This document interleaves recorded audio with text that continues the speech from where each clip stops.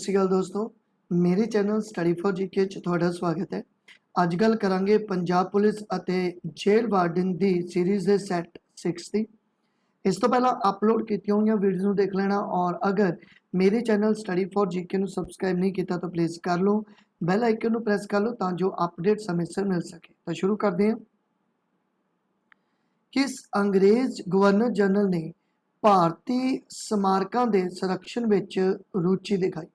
देखो ਕਿਹੜਾ ਭਾਰਤੀ governor general ਸੀ ਜਿਸ ਨੇ ਇੰਡੀਅਨ ਮੋਨੂਮੈਂਟਸ ਜੋ ਸੀਗੇ ਤਾਜ ਮਹਿਲ ਜੋ ਕੁਤਬ ਮੀਨਾਰ ਉਹਨਾਂ ਦੇ ਸੁਰੱਖਿਅਨ ਕਰਨ ਦੇ ਲਈ ਜੋ ਰੁਚੀ ਦਿਖਾਈ ਸੀ ਤਾਂ ਉਹ ਸੀ ਲਾਰਡ ਕਰਜ਼ਨ। तो इस क्वेश्चन का राइट आंसर है 1 और लॉर्ड कर्जन ने ही 16 अक्तूबर 1905 ਨੂੰ ਜੋ ਸੀ ਉਹ ਬੰਗਾਲ ਦੀ ਵੰਡ ਵੀ ਕਰਵਾਈ ਸੀ।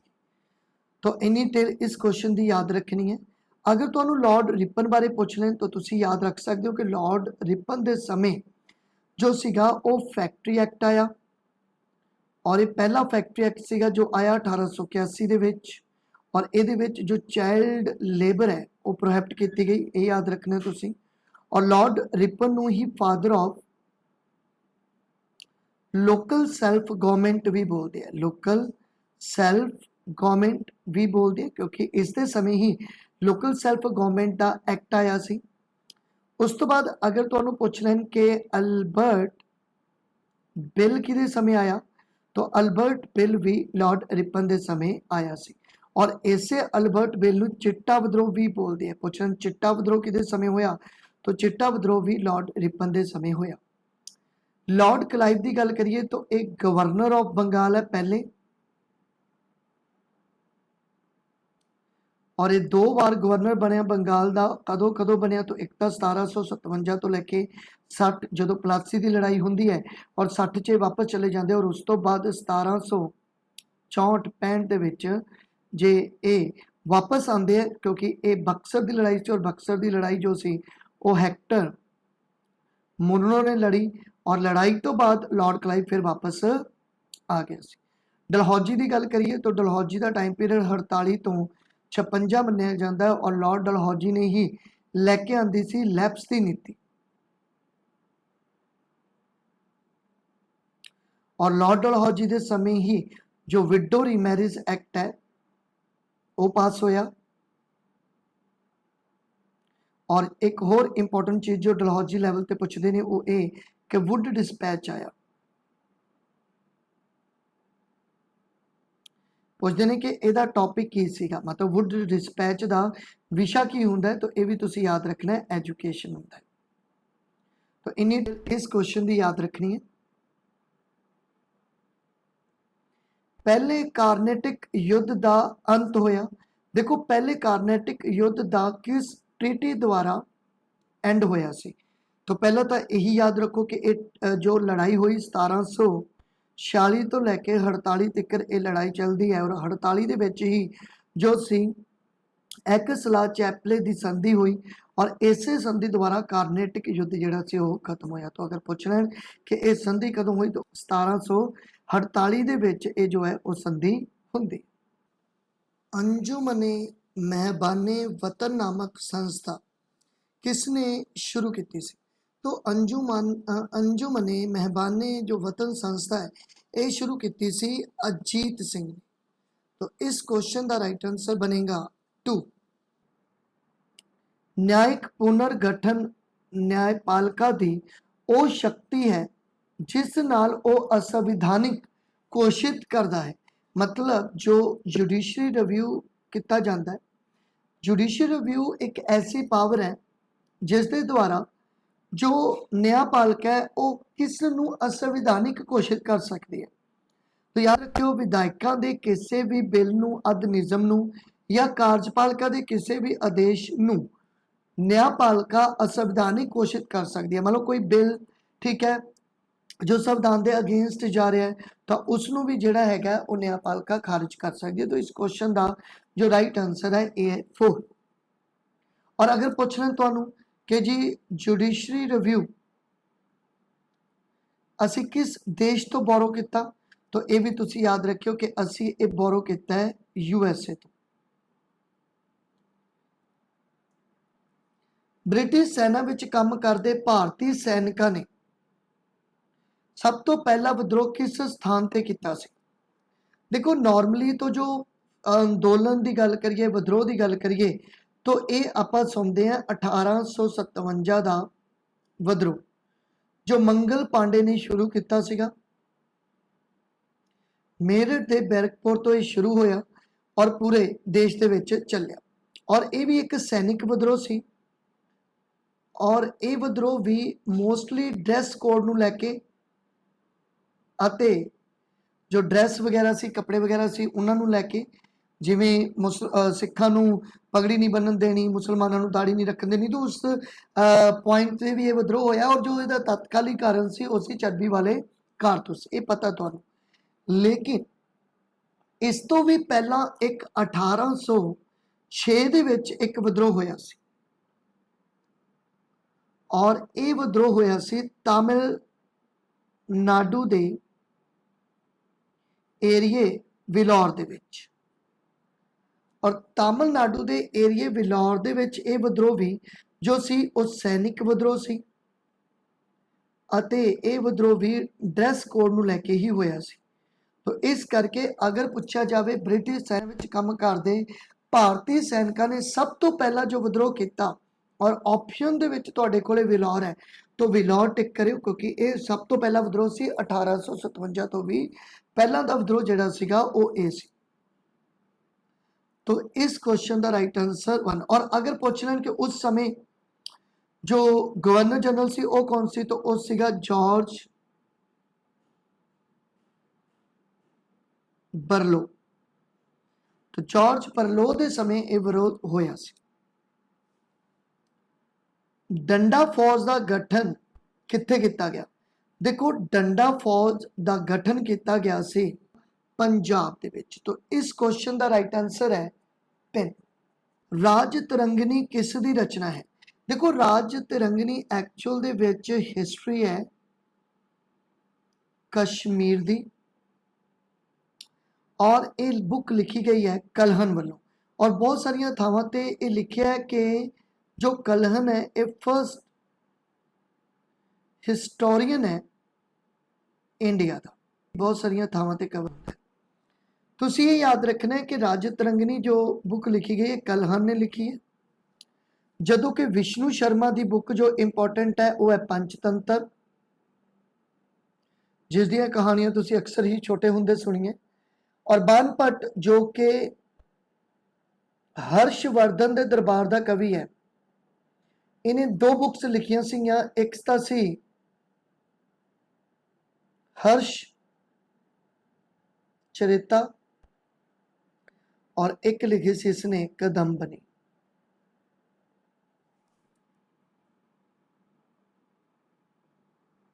कालिदास जिन्हों भारत का शेक्सपीयर कहा जाता है, बहुत सारिया इन्होंने बुक्स लिखिया। मालवी कंगनी मित्रम इन्होंने लिखी,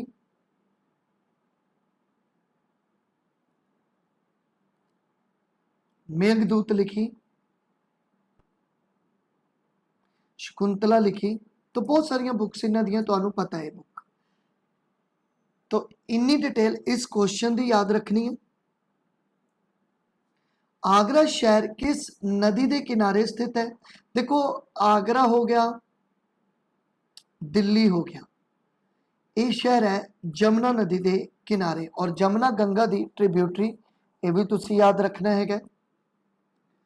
अगर पूछ लें कि ब्रह्मपुत्र जो रिवर है ये किनारे केड़े केड़े स्टेट हो सकते हैं? ब्रह्मपुत्र दो है तो इसके किनारे हो सकता है गुवाहाटी और ब्रह्मपुत्र ते ही सेकेंड जो याद रखना है वाटरवे बनया हुआ है। पहला जो अगर पूछना है फर्स्ट जो वाटरवे है ये गंगा ते बने। उस तो बाद कोसी नदी दे किनारे की हो सकता है तो बिहार है और बिहार नू ही सौरो ऑफ मतलब कोसी नू ही सौरो ऑफ बिहार भी कहा जाता सीगा। हुण तां लाइफ लाइन भी कहा जान लग गया बिहार की। होर किहड़े किहड़े शहर हो सकते हैं तो तुसी याद रखना है कोलकाता कोलकाता हुगली नदी के किनारे है और हुगली नदी जो है ये डिस्ट्रीब्यूटरी है, डिस्ट्रीब्यूटरी ऑफ गंगा। ये बहुत इंपॉर्टेंट क्वेश्चन है। फिर उस तो बाद अगर पूछना है लखनऊ, तो लखनऊ जो है एक गोमती रिवर के किनारे है। मैं सिर्फ वही शहर दस रहा जो एग्जाम च बहुत ज़्यादा पूछे गए हैं। फिर उस तो बाद अयोध्या पूछा गया तो यह है अपने को सरयू रिवर के किनारे। हैदराबाद भी पूछा गया, मूसी रिवर के किनारे। फिर उस तो बाद सूरत तापती रिवर के किनारे, उज्जैन छिपरा। तो कम से कम इन्ने तो याद तुहानू होने ही चाहिए। तो इस क्वेश्चन का राइट आंसर 1। दूजा कुल्लूकारा की घटना कदों हुई? देखो दूजा कुल्लूकारा किहदे विच होया? पहला तो सिख अते एक मुस्लिम कह लो वंश जिहदा नाम है दुरानी अंपायर, इस दे विच होया। और इत्थे बहुत सारे सिखां दा कतल किया गया और यह होया सी 1762 दे विच। ये दूजा कुल्लूकार है। अगर फर्स्ट पूछ लें तो पहला होलोकास्ट जो होया ये होया सी मार्च जून 1746 के। तो इन्नी डिटेल इस क्वेश्चन की याद रखनी है। भारत में किस प्रकार की दल प्रणाली है? देखो भारत में जो है वो बहुत सारिया पोलिटिकल पार्टीज है जिन्होंने नैशनल लैवल का दर्जा मिलिया होया है और जिन्होंने रीजनल पार्टी का भी दर्जा मिलिया होया है। तो बहुत सारिया पार्टियां का किसी देश में होना उसनों ही बोलते हैं बहुदली प्रणाली। तो भारत दे विच जो प्रणाली प्रचलित है वह है बहुदली प्रणाली। किसी देश में कोई एक ही पार्टी हो, मतलब वन पोलिटिकल पार्टी है और इसे ही पार्टी के जो मैंबर है वो चेंज हो के जेडे है वो लीडर बनते हैं, तो उसनों बोलते हैं एक दल प्रणाली। और ये चाइना के विच। और अगर पूछो दो दली, मतलब जिस देश के विच दो ही पोलिटिकल पार्टी है, तो दो पोलिटिकल पार्टी जिथे होंदी है उन्होंने दो दली प्रणाली बोलते हैं। जिमें कि ब्रिटेन हो गया और जो यूएसए है उत्थे भी आई थिंक दो दली ही प्रणाली है। तो इन्नी डिटेल इस क्वेश्चन की याद रखनी है। गुरु का बाग दा मोर्चा केड़ी थां नाल संबंधित है? देखो गुरु का बाग दा जो मोर्चा है यह संबंधित है अमृतसर। तो इस क्वेश्चन का राइट आंसर 1। धमाल नाम के लोक नाच का संबंध किस नाल है? देखो धमाल नाम के लोक नाच का संबंध जो है यह है सूफी संतां दे डेरियां नाल। तो सूफी संतां दे डेरियां दे विच ये धमाल नाम का जो है ये डांस किया जाता है, लोक नाच किया जाता है मेल दे वल्लों, पुरुषों के वल्लों ये किया जाता है। ध्यानचंद ट्रॉफी किस खेल नाल संबंधित है? तो ध्यानचंद ट्रॉफी जो है ये संबंधित है हॉकी के नाल। तो इस क्वेश्चन का 3। और ये भी तुसी याद रख सकते हो कि जो राजीव गांधी खेल रत्न अवार्ड से उसनों भी शिफ्ट करके ध्यानचंद ट्रॉफी के नाल कर दिता गया, उसका नाम जिहड़ा है वो चेंज कर दिता गया। हॉकी नाल संबंधित दो होर याद रख सकते हो तुसी, एक जवाहरलाल नेहरू ट्रॉफी और एक है मुरगप्पा ट्रॉफी। ये भी दोनों इंपॉर्टेंट है। केसर मुख्य तौर पर किहड़े राज विच पैदा होंदा है? देखो केसर की गल करिए सैफरान तो ये जम्मू कश्मीर दे विच सब तो ज़्यादा पैदा होंदा। तो इस क्वेश्चन का राइट आंसर है 2। और अगर तुहानू पुछ लैन तंबाकू तो ये याद रखना है ये गुजरात दे विच है। पहला ये आंध्र प्रदेश च सब तो ज़्यादा हुंदा सीगा और गुंटूर नाम के एरिया च आंध्र प्रदेश सब तो ज़्यादा हुण भी हुंदा है, लेकिन आंध्र प्रदेश तो ज़्यादा हुण होण लग गया गुजरात दे विच, और दूजे नंबर ते है आंध्र प्रदेश। तो ये तुसीं याद रखना है। अगर गल हो जे राइस की, तो राइस के लिए सब तो ज़्यादा हुण है वैस्ट बंगाल, और फिर दूसरे नंबर पे है पंजाब, ये याद रखना है। सेकंड नंबर शुगर केन, तो शुगर केन उत्तर प्रदेश पहले नंबर पे, और इत्थों तक कि शुगर कैन का तुसी एक याद रखियो कि इन्होंने ऐप भी लॉन्च की सी जिन्हों बोलते हैं ई गन्ना नाम का ऐप इन्होंने लॉन्च किया सी। और दूसरे नंबर पे, तो दूसरे नंबर पे है महाराष्ट्र।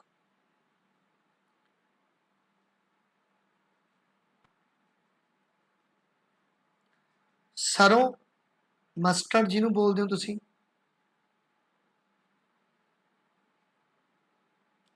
तो मस्टर्ड जो है ये राजस्थान है पहले नंबर पे। वीट, तो वीट विच पहले नंबर पे यूपी, और फिर पंजाब, और फिर एमपी। ग्राउंडनट की गल करा, मूंगफली विच गुजरात, तिल विच गुजरात, और तंबाकू विच भी हुण गुजरात पहले नंबर पे। मिल्क, अगर मिल्क पुछ लें तो मिल्क विच पहले नंबर पे यूपी है, और अगर पंजाब पुछ लें तो 6वें नंबर पे पंजाब है मिल्क दे विच। तो इन्नी डिटेल तुसी इस क्वेश्चन की याद रख लियो। सरदार वल्लभ भाई पटेल अंतरराष्ट्रीय हवाई अड्डा स्थित है। देखो सरदार वल्लभ भाई पटेल जो हवाई अड्डा है ये है अहमदाबाद विच, अहमदाबाद गुजरात के विच ये तुहानूं मिलेगा। तो इस क्वेश्चन का राइट आंसर 3। मीनाक्षी मंदिर किस स्थान पे स्थित है? देखो मीनाक्षी मंदिर जो स्थित है ये है तमिलनाडु के मदुरई दे विच। तो इस क्वेश्चन का राइट आंसर है ए मदुरई, और मदुरई कित्थे है? तमिलनाडु के विच। तो इस क्वेश्चन का राइट आंसर 1। मीनाक्षी मंदिर किस स्थान पे स्थित है? देखो मीनाक्षी मंदिर जो स्थित है ये है मदुरई तमिलनाडु के विच। तो इस क्वेश्चन का राइट आंसर है 1। वेन बाय नॉक आउट, जो ये नॉक आउट है,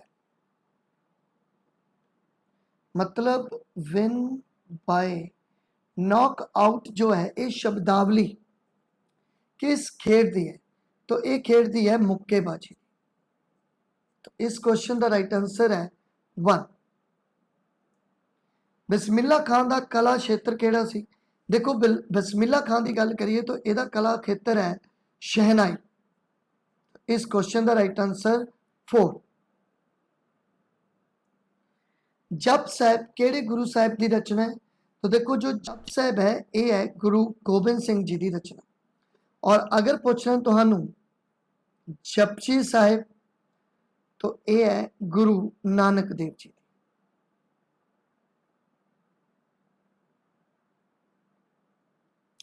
गुरु नानक देव जी सिखां दे पहले गुरु, और गुरु गोबिंद सिंह जी सिखां दे 10th गुरु कहलाए। नोबल इनाम जितने वाले पहले भारतीय कौन सन? देखो नोबल इनाम जितने वाले पहले भारतीय सन रविंद्रनाथ टैगोर। इन्होंने 1913 दे विच ये पहले नॉन यूरोपीयन सी जिन्होंने ये इनाम जितया सी। रविंद्रनाथ टैगोर 1913 विच गीतांजलि ते इन्हों ये नोबल अवार्ड मिलिया सी।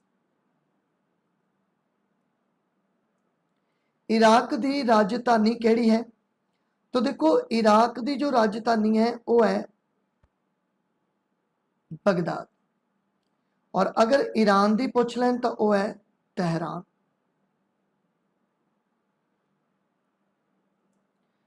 गुगा नौमी का त्यौहार कदों मनाया जाता है?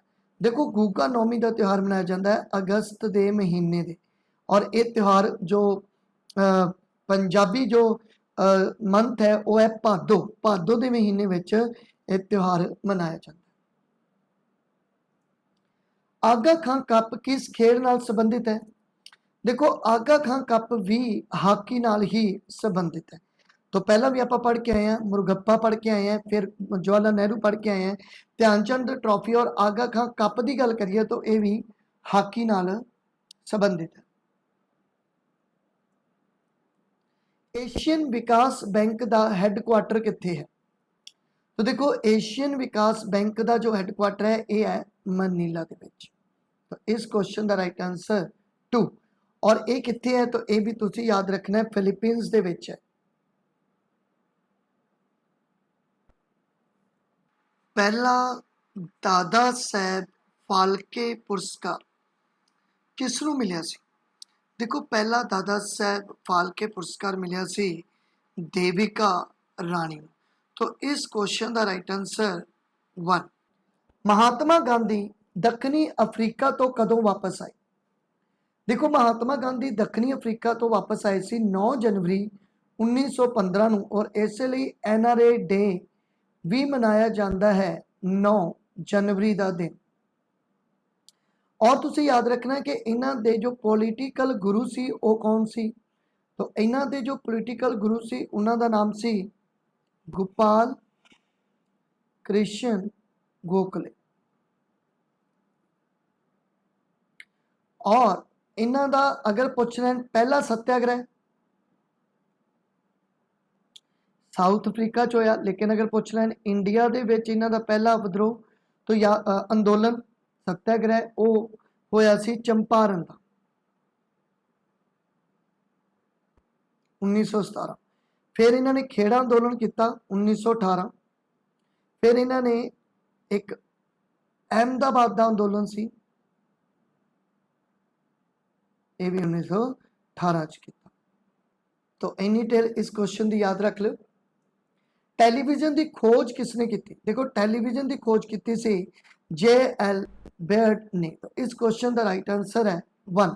ग्राहम बेल की गल करा तो इन्होंने जो टैलीफोन है उन्होंने खोज की। नेपाल की विधान पालिका का की नाम है?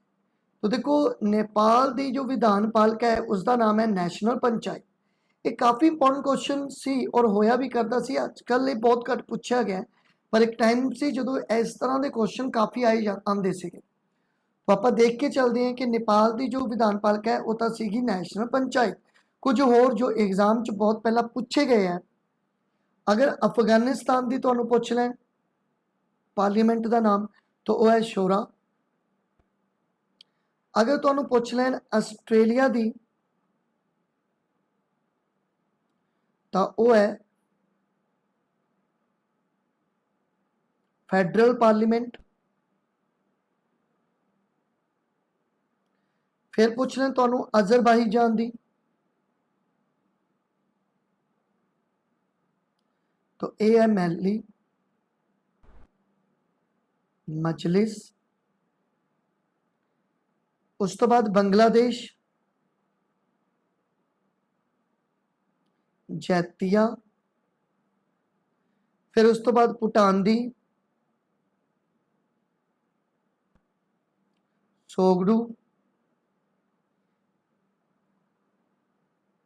इंडिया की संसद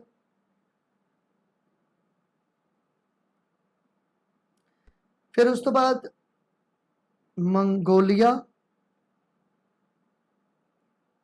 मलेशिया अते ईरान दी ये है मजलिस कले। जापान की बहुत ज़्यादा पूछी जाती सी डाइट। Poland caesium. इन्नी डिटेल तुसी याद रखनी है। मतलब ये ओ कह लो कि पार्लीमेंट के नाम है जो अक्सर एग्जाम च पूछे गए खास करके जो जापान का पूछा गया। ठीक है। फिर उस तो बाद मजलिस वगैरह भी पूछा जाता है काफ़ी। ठीक है। तो इंडिया की संसद और अफगानिस्तान की शोरा। तो इन्नी टेल इस क्वेश्चन की तुसी याद रखनी। पंजाबी विच जंगनामा ਕਿਹੜੀ ਭਾਸ਼ਾ ਵਿੱਚੋਂ ਆਇਆ? मतलब जो पंजाबी ਵਿੱਚ ਜੰਗਨਾਮਾ ਲਿਖਿਆ ਗਿਆ ਹੈ ਉਹ ਕਿਸ ਦਾ ਟਰਾਂਸਲੇਟ ਹੈ? ਤਾਂ ਯਾਦ ਰੱਖਣਾ ਹੈ ਫਾਰਸੀ ਭਾਸ਼ਾ ਦਾ ਟਰਾਂਸਲੇਟ ਹੈ। डिटेल इस क्वेश्चन ਦੀ याद रखनी है। तो thank you for watching. Please मेरे चैनल स्टडी फॉर जीके ਨੂੰ ਸਬਸਕ੍ਰਾਈਬ ਕਰ ਲਓ, ਬੈਲ ਆਈਕਨ ਨੂੰ ਪ੍ਰੈਸ ਕਰ ਲਓ ਤਾਂ ਜੋ ਅਪਡੇਟ ਸਮੇਂ ਸਿਰ ਮਿਲ ਸਕੇ। तो थैंक यू।